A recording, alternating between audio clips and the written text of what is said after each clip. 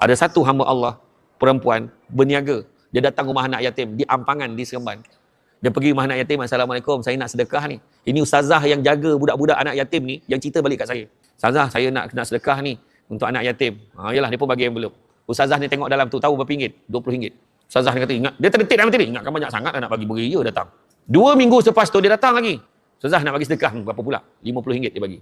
Bulan depan, dia datang lagi, bagi RM100.